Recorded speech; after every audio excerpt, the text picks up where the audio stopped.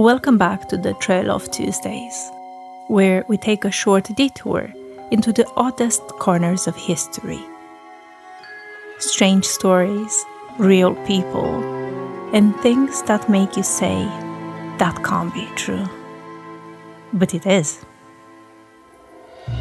Today's episode takes us to one of my favorite places, Australia. The year is 1932, and the government is struggling with an unexpected problem: giant birds. And not just a few, but thousands of them. What followed was a military operation, actual soldiers with machine guns, and a war that, unbelievably, the birds won. This is the Great Emu War.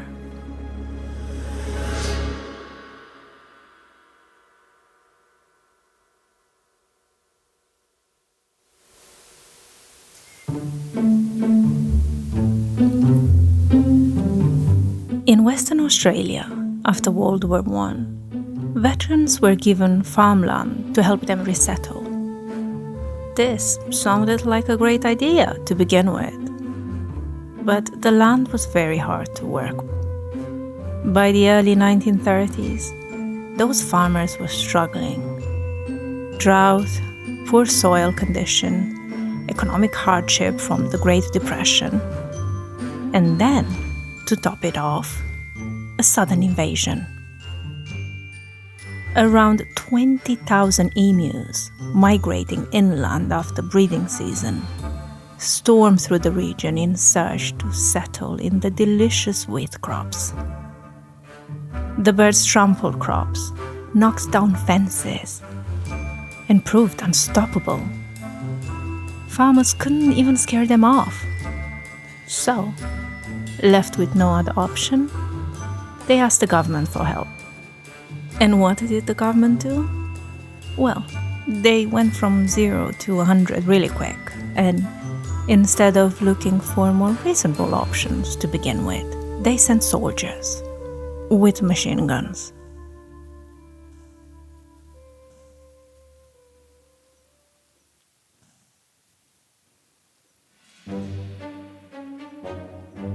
In November 1932, the Australian government launched a mission led by Major Meredith.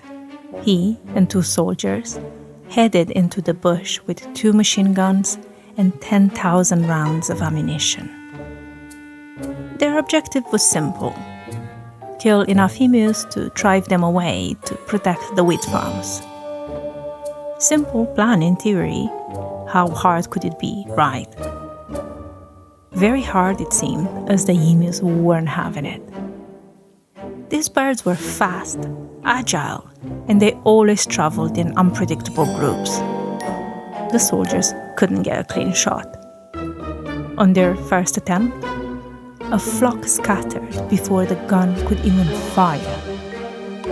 Another time, they arranged an ambush at the dam, but fewer than a dozen birds were killed, and about 1,000 fled.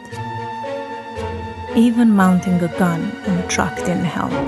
The terrain was too rough, and the birds outran the vehicle. Because you see, emus aren't just big, goofy birds. These fightless giants can run up to 50 kilometers an hour, pivot on a dime, and travel in unpredictable, scattered groups that makes them impossible to corner. Combine that with their sharp vision and instinct to flee rather than fight, and you've got a bird that's built to dodge danger. It was like fighting a bunch of feathered ninjas.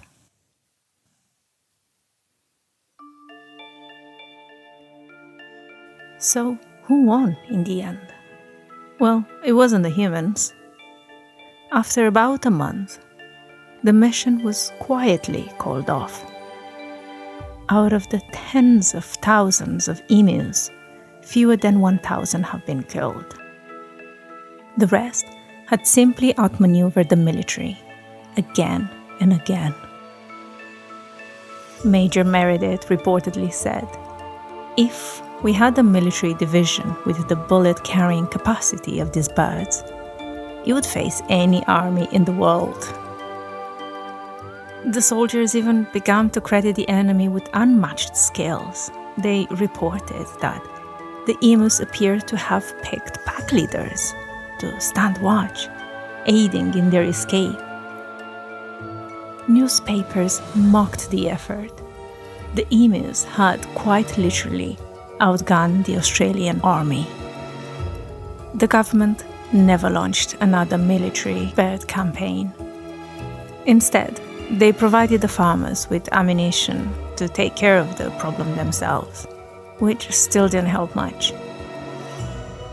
So, after all these efforts proved useless, the Australian government turned into a more passive but more effective and very expensive solution: fences. By 1953, they have extended what became known as the emu fence, which was a section of the larger rabbit-proof fence system, stretching thousands of kilometres across Western Australia. Its purpose?